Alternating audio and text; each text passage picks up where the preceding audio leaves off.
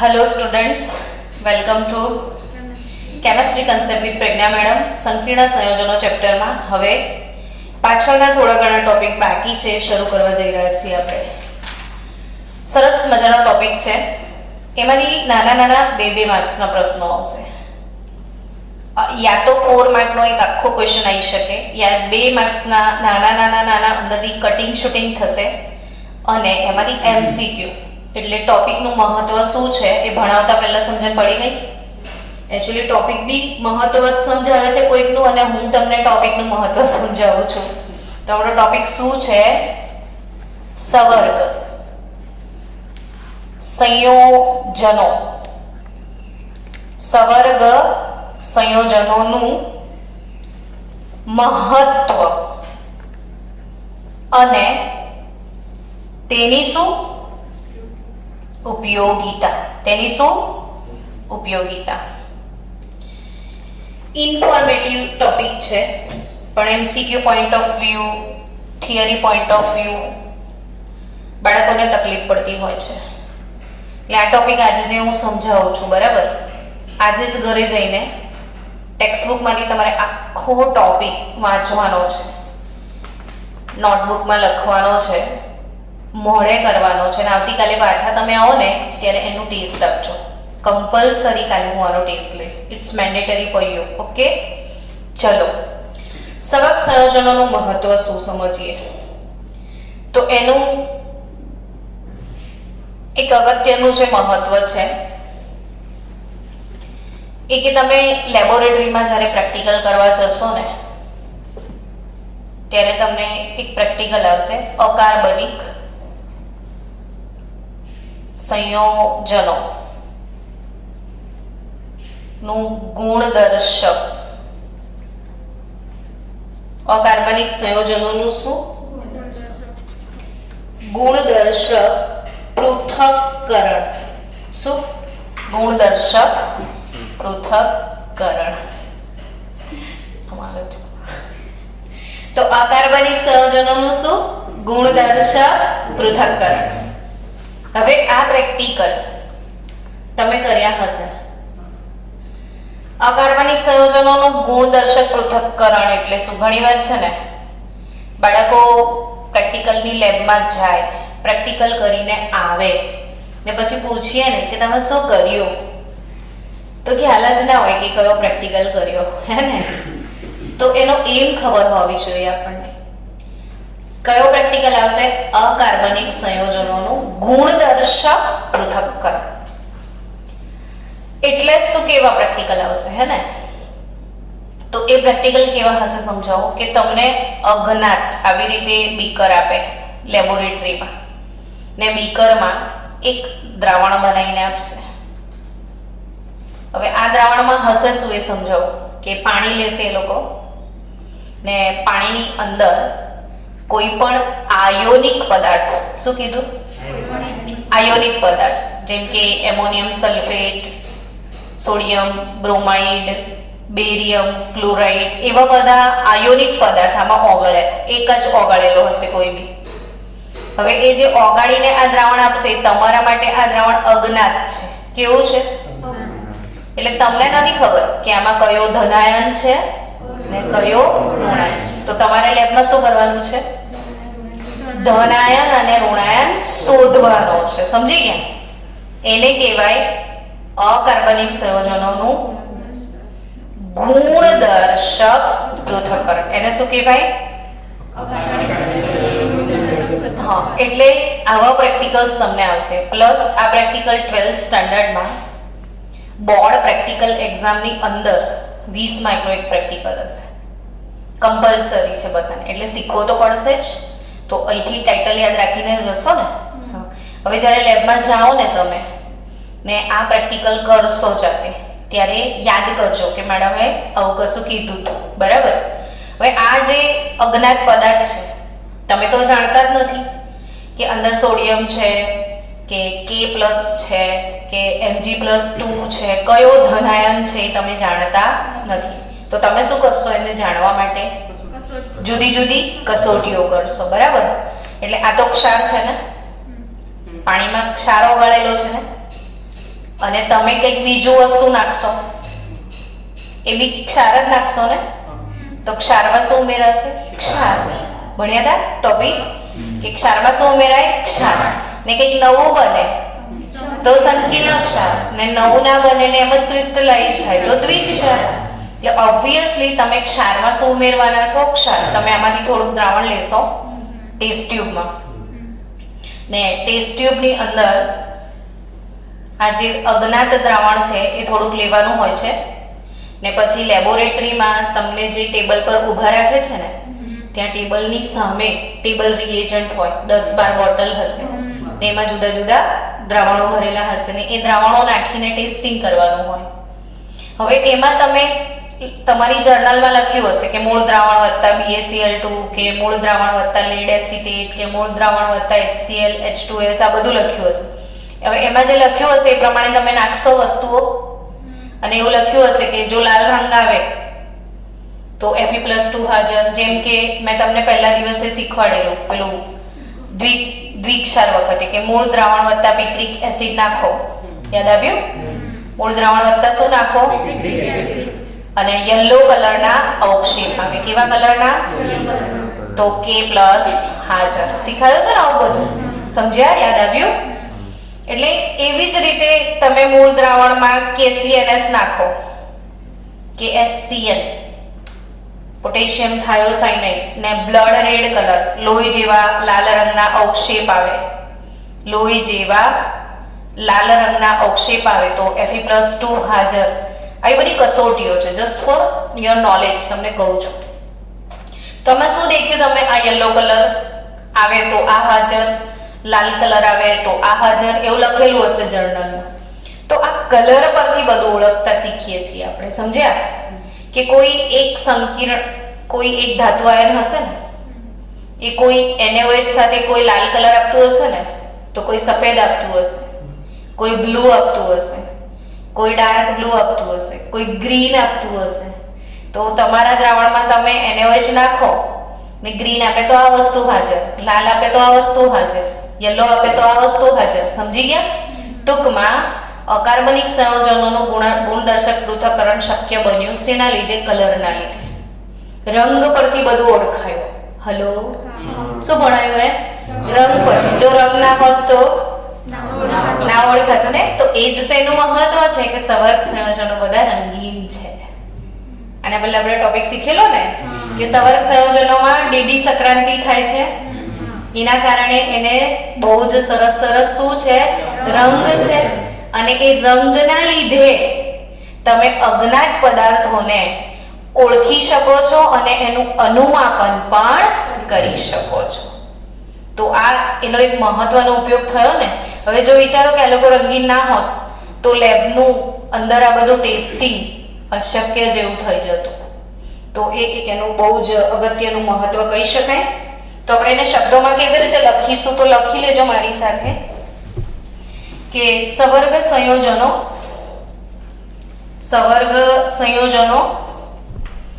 માત્રાત્મક અને ગુણાત્મક.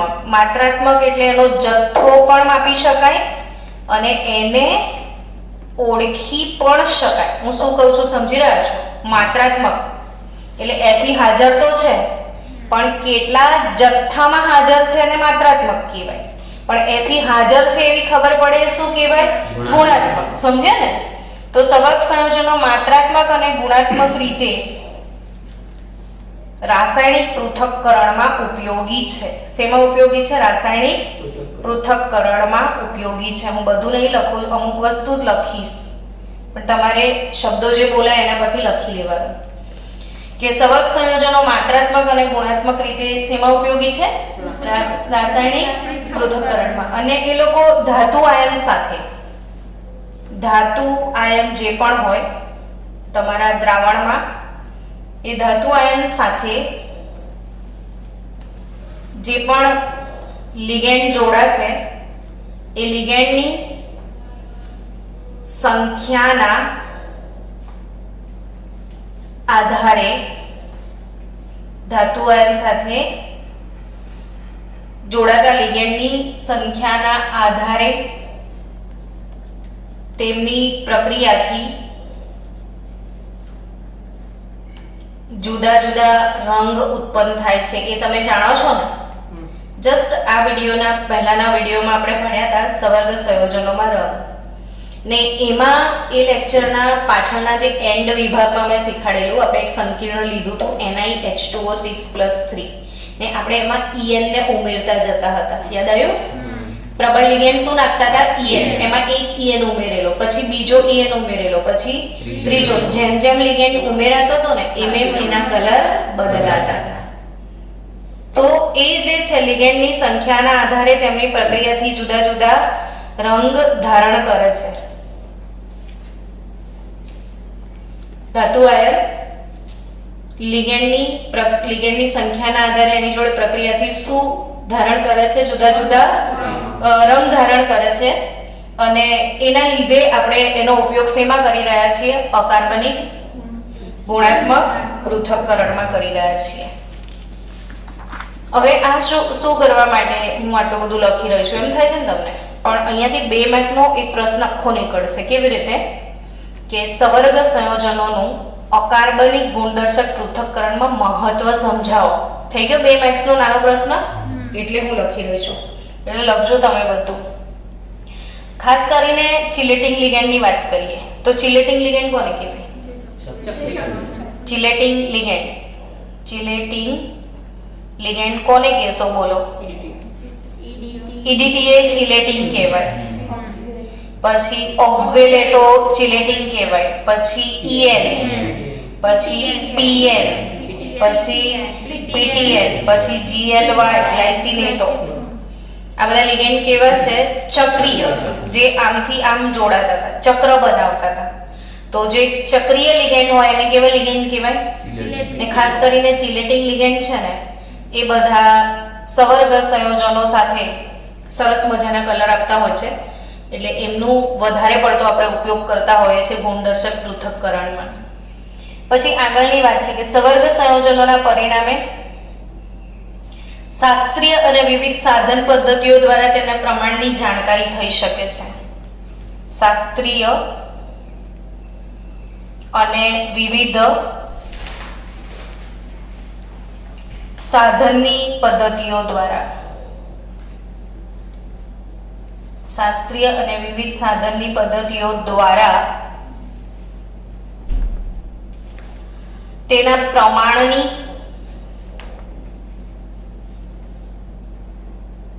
જાણકારી તેમજ પૃથક્કરણ થઈ શકે છે.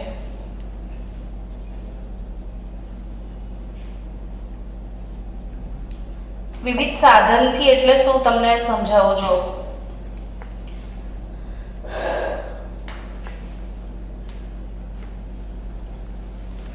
તમારા ઘરે આરઓ નું સર્વિસ કરવા માટે જે ભાઈ આવે ને એના હાથમાં એક સાધન લઈને આવે નાનું, ને પાણીની કઠિનતા માપી લે છે, ખબર છે? ખાલી એ મશીન પાણીમાં મૂકે ને અંદર TDS કેટલો છે એ ખબર પડી જાય. સમજી રહ્યા છો ને? એ કહેવા માંગે છે કે શાસ્ત્રીય અને વિવિધ સાધન, આનાથી જુદા જુદા સાધનો એટલા બધા ફાસ્ટ અનુમાપન માટેના સાધનો ડેવલપ થઈ ગયા છે અને મશીન મૂકો તરત ખબર પડી જાય કે આમાં આનું પ્રમાણ કેટલું છે. જેમ કે તમે હમણાં કોરોના છે તો એનો રેપિડ ટેસ્ટ જોયો, ખાલી નાકમાંથી લિક્વિડ લેવાનું, પછી એક પેલી સિમ્પલ એક કીટ આવે છે એના પર તમે નાખો ને પેલા કલર બેન્ડ દેખાય એટલે ખબર પડી જાય કે પોઝિટિવ છો કે નેગેટિવ. રેપિડ ટેસ્ટ એવા રેપિડ પ્રમાણ અને પૃથક્કરણના સાધનો બની ગયા છે, ને જેમાં આ જુદા જુદા ચિલેટિંગ લિગેન્ડ વર્ક આઉટ કરતા હોય છે. કેટલું ફાસ્ટ ખબર પડી જાય. હા, pH પણ ખબર પડે છે. એવા ઘણા બધા ટેસ્ટ છે. તો એ એનાલિટિકલ કેમિસ્ટ્રીમાં આ જ બધા લોકો વપરાય છે. એવા કયા કયા લિગેન્ડ છે જેનાથી પૃથક્કરણ થઈ શકે છે? એવા લિગેન્ડના નામ આપું તો EDTA. ચલો, EDTA નું પૂરું નામ બોલો તો. પછી DMG. D એટલે ડાય, M એટલે મિથાઇલ અને G એટલે ગ્લાયોક્સાઇન. ડાયમિથાઇલ ગ્લાયોક્સાઇન. શું? ડાયમિથાઇલ ગ્લાયોક્સાઇન. પછી આલ્ફા નાઇટ્રોઝો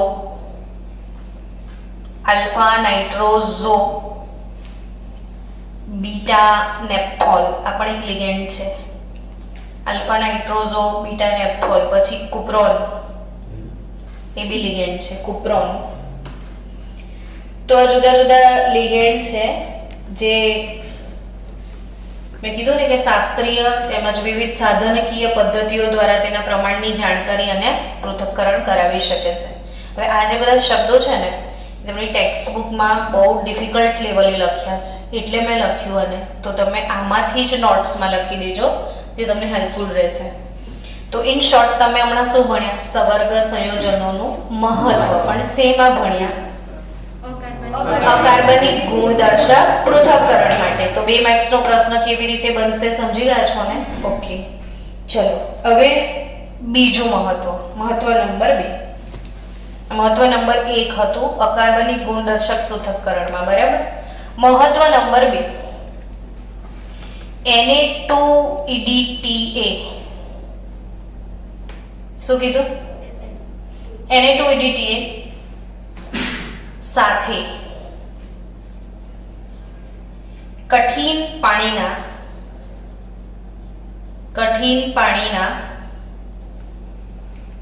અનુમાપન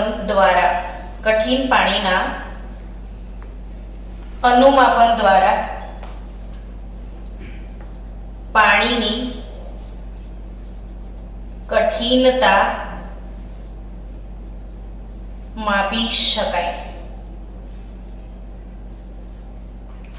Na2EDTA સાથે કઠિન પાણીના અનુમાપન દ્વારા પાણીની કઠિનતા માપી શકાય છે.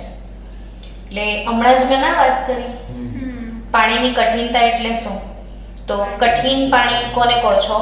કે જેમાં કેલ્શિયમ +2 ને મેગ્નેશિયમ +2 ના બાયકાર્બોનેટ, સલ્ફેટ અને ક્લોરાઇડ ક્ષાર હાજર હોય.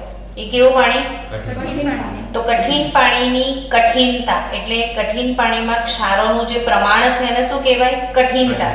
તો કઠિન પાણીની કઠિનતા માપવા માટે શું વપરાય છે? Na2EDTA. તો આ સંકીર્ણ જ થયો ને, તો આમાંથી Na નીકળી જશે ને ત્યાં Ca અથવા કોણ આવી જશે?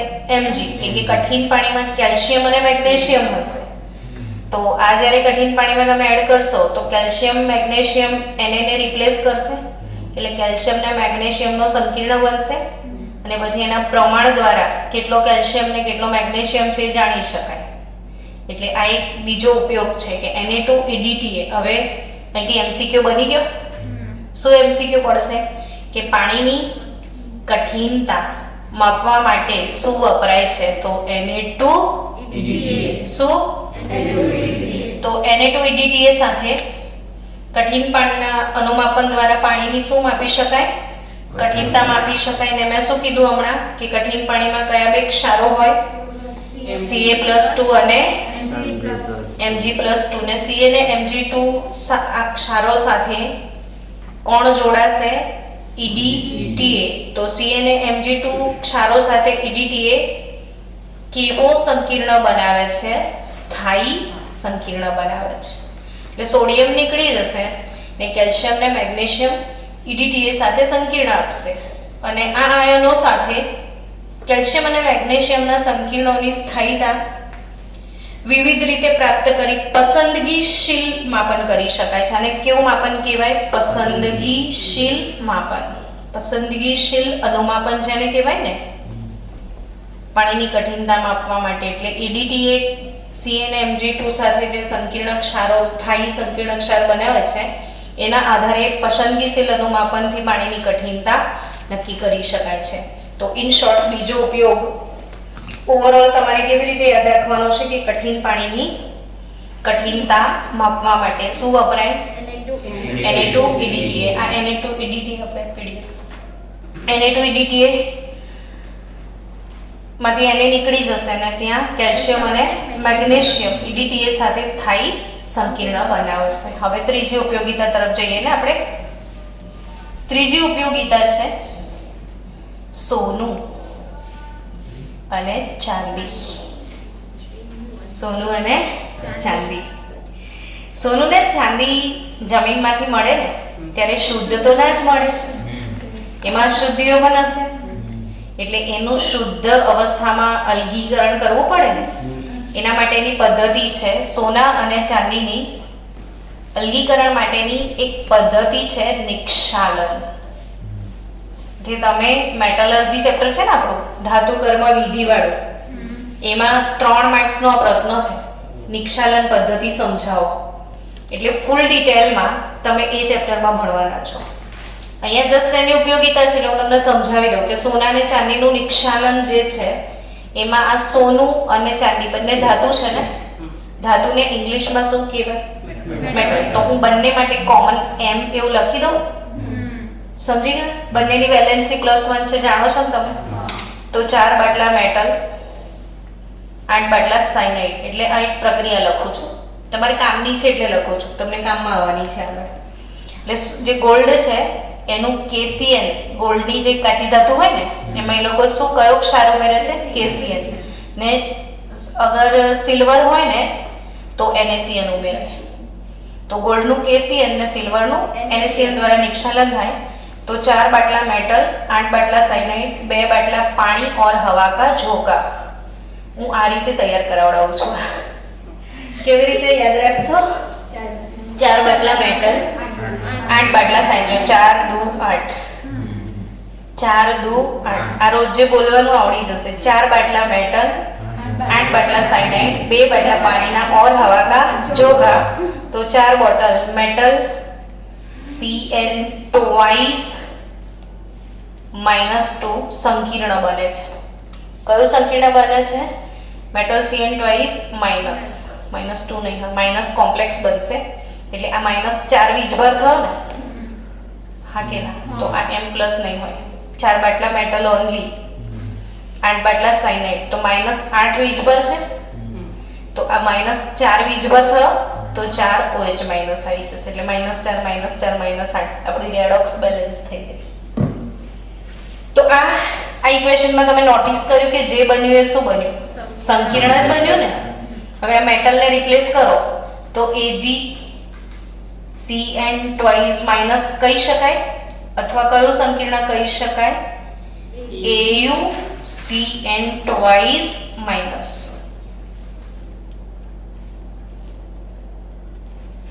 અને આ જે સંકીર્ણ છે ને, આ મેટલ Cn twice માઇનસ વાળું કોમ્પ્લેક્સ છે ને, એની અંદર આ લોકો પછી ઝિંક નાખી દે.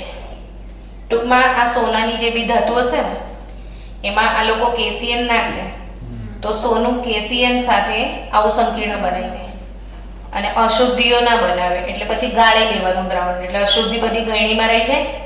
હવે દ્રાવણમાંથી સોનું બહાર તો કાઢવું પડે ને, તો એને બહાર કાઢવા માટે એ લોકો ઝિંક નાખી દે. શું નાખી દે? ઝિંક. એટલે ઝિંક છે ને સંકીર્ણમાં જતું રહે ને ZnCN4-2 કોમ્પ્લેક્સ બની જાય અને તમારી જે ધાતુ છે ને એ બહાર નીકળી જાય. સમજ્યા? જે પણ તમારી ધાતુ હશે.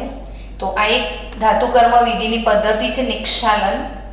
એમાં બી સંકીર્ણ સંયોજનો પહેલા બને છે અને સંકીર્ણ સંયોજનો બનવાના લીધે એનું નિષ્કર્ષણ આપણે કરી શક્યા, તો એ એનું મહત્વ કહેવાય. સમજ્યા કે નહીં સમજ્યા? કેટલા લોકો સમજ્યા? બધા? શું સમજણ પડી? કે સોનું કે ચાંદી જેવી ધાતુના નિષ્કર્ષણમાં હવાની હાજરીમાં KCl દ્વારા એનું નિષ્કર્ષણ થાય ને કયું સંકીર્ણ બને છે? મેટલ Cn twice -1 જ વેલેન્સી, બરાબર? મેટલ Cn twice માઇનસ, એટલે અહીંયા મેટલને રિપ્લેસ કરું તો આ બે સંકીર્ણ મળે. હવે એ સંકીર્ણમાંથી મેટલને બહાર કાઢવા માટે એ લોકો શું નાખે છે? ઝિંક નાખે છે. તો ઝિંક નાખે છે, એના લીધે ઝિંક રિડક્શન કરતા તરીકે વર્તે. ઝિંક સંકીર્ણમાં ગયો, જોયું તમે? ને સંકીર્ણમાંથી ધાતુ બહાર નીકળી જશે. તો આ રીતે ધાતુ નિષ્કર્ષણમાં પણ સંકીર્ણ સંયોજનોનું મહત્વ શું કહી શકાય? ધાતુ નિષ્કર્ષણમાં પણ સવર્ગ સંયોજનો અથવા સંકીર્ણ સંયોજનો ખૂબ જ મહત્વ ધરાવે છે. તો આ કઈ ઉપયોગિતા થઈ? ત્રીજી ઉપયોગિતા. હવે આપણે કઈ ઉપયોગિતા તરફ વધીએ? ચોથી ઉપયોગિતા તરફ. ઉપયોગિતા નંબર શું બચાવો? 4. આ ઉપયોગિતા જે છે ને ચોથી, એ પણ તમારા માટે 3 માર્ક્સનો આઈએમપી પ્રશ્ન, પણ અહીંયાનો નહીં, કયા ચેપ્ટરનો તમને કહું? ધાતુ કર્મ વિધિ ચેપ્ટરનો જ અગેન. અને એ જ ટોપિક ધોરણ 11 પી વિભાગના તત્વો, જેમાં કાર્બન મોનોક્સાઇડની બનાવટ છે, એમાં પણ હતું. એટલે ઓલરેડી તમે કેટલી જગ્યાએ ભણવાના છો? બીજી 2 જગ્યાએ, અને આ ત્રીજી જગ્યા. એ છે ચોથી ઉપયોગિતા શું? ધાતુના શુદ્ધિકરણમાં વપરાય. ક્યાં વપરાય? ધાતુના શુદ્ધિકરણ. ધાતુના શુદ્ધિકરણ માટેની એક પદ્ધતિ છે મોન્ડ કાર્બોનિલ પદ્ધતિ. ને મોન્ડ જે છે ને એ સાયન્ટિસ્ટનું નામ છે. Mond carbonyl method. કઈ પદ્ધતિ? મોન્ડ કાર્બોનિલ પદ્ધતિ. હવે આ મોન્ડ કાર્બોનિલ પદ્ધતિ શું છે એ સમજાવું તમને. તો કે અશુદ્ધ નિકલ માંથી શુદ્ધ નિકલ મેળવવા માટે, મેં ચોખ્ખું જ ઉપર લખ્યું છે. શું લખ્યું છે? ધાતુના શુદ્ધિકરણમાં. બરાબર. પદ્ધતિનું નામ શું છે? મોન્ડ કાર્બોનિલ પદ્ધતિ. શું નામ છે? તો અશુદ્ધ નિકલ માંથી શું મેળવી શકાય? શુદ્ધ નિકલ. ને ખરેખર આ પદ્ધતિને બાષ્પ કલા શુદ્ધિકરણ અથવા બાષ્પ અવસ્થા શુદ્ધિકરણ એવું પણ કહી શકાય. દરેકે શબ્દો પર ભાર આપવાનો, શબ્દે શબ્દનો સ્વાદ માણવાનો. મોન્ડ કાર્બોનિલ પદ્ધતિ શેના માટે? તો નીકળવું જોઈએ ધાતુના શુદ્ધિકરણ માટે. તો કોમન લોજિક થી ધાતુનું શુદ્ધિકરણ, તો કે હા, અશુદ્ધ ધાતુમાંથી શું કરવાનું? શુદ્ધ ધાતુ. કેટલી મસ્ત વાત છે. અશુદ્ધ ધાતુમાંથી શુદ્ધ. હવે समझो કે આમાં છે ને, जब घी सीधी उंगली से ना निकले तो लोग क्या करें? उंगली को टेढ़ा किया जाता है ना. जब सीधे सीधे काम नहीं होता है तो कुछ और आइडिया हम करते हैं. वैसे आपके पास सोच लो, अशुद्ध निकल है. क्या है? અને આમાં બહુ બધી અશુદ્ધિઓ છે. આપણે અશુદ્ધિઓનો રંગ બદલી કાઢીએ ને એટલે તમને દેખાય કે અશુદ્ધિઓ ક્યાં ગઈ. સમજ્યા? બ્લુ કલરની નિકલ ધાતુ, લાલ કલરની શું છે? અશુદ્ધિ. તો એને કેવી રીતે શુદ્ધ કરાય? તો એમાં એ લોકો CO લિગેન્ડ પાસ કરે. કયો? Carbon monoxide gas. કોણ? તો એક બાજુથી કાર્બન મોનોક્સાઇડ ગેસ પાસ કરવાનો. હવે સમજો વાતને કે જેવું કાર્બન મોનોક્સાઇડ ગેસ પાસ કરો છો ને, તો નિકલ કાર્બન મોનોક્સાઇડ લિગેન્ડ બની જશે. નિકલની પાસે ખાલી કક્ષકો છે. આ શું કહે છે? मेरे पास गाड़ी है, बंगला है, इज्जत है, शोहरत है, तुम्हारे पास क्या है? तो आ कहते हमारे पास इलेक्ट्रॉन युग्म है. समझा? આ શું કહે છે? हमारे पास क्या है?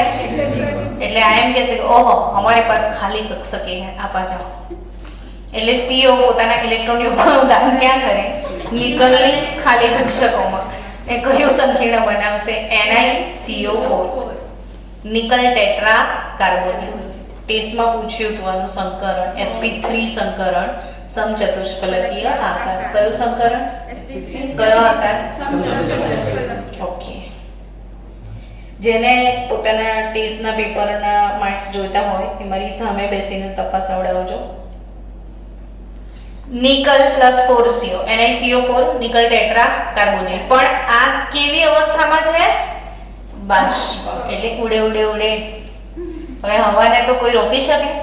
તો ઉડી ઉડીને બહાર નીકળવા લાગશે. આપણે તો બ્લુ કલરનો છે ને, તો આ બ્લુ કલરની હવા બહાર આવશે, કલેક્ટ કરી લેવાની બીજા એક પાત્રમાં. તો જસ્ટ તમને આવું બધું ના હોય, ત્યાં સાધનો કંઈક જુદા જાતના હશે, પણ તમને પેલો અન્ડરસ્ટેન્ડિંગ ક્લિયર થાય ને કે અશુદ્ધ નિકલ છે, શું પસાર કરવાનું? CO.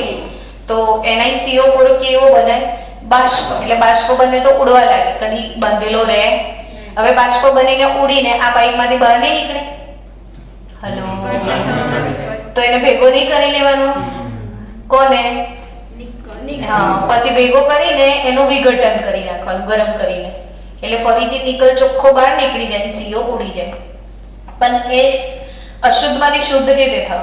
તો કે જ્યારે તમે સીઓ પાસ કરો ને तो आई एम के मेरे पास इज्जत है, बंगला है, गाड़ी है, शोहरत है, तुम्हारे पास क्या है? तो ये फक्त એવું નિકલ એકલો જ કે मेरे पास ખાલી કક્ષ કે है, બીજા લોકો ના કે. એટલે અશુદ્ધિઓ આવા સંકીર્ણ બનાવી શકતા નથી. તો અશુદ્ધિઓ ક્યાં પડી રહેશે?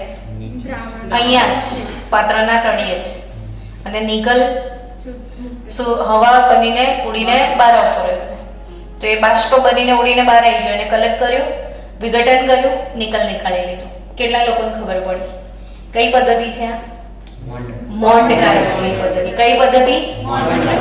અશુદ્ધ ધાતુ અશુદ્ધ નિકલમાંથી શુદ્ધ નિકલ મેળવવાની.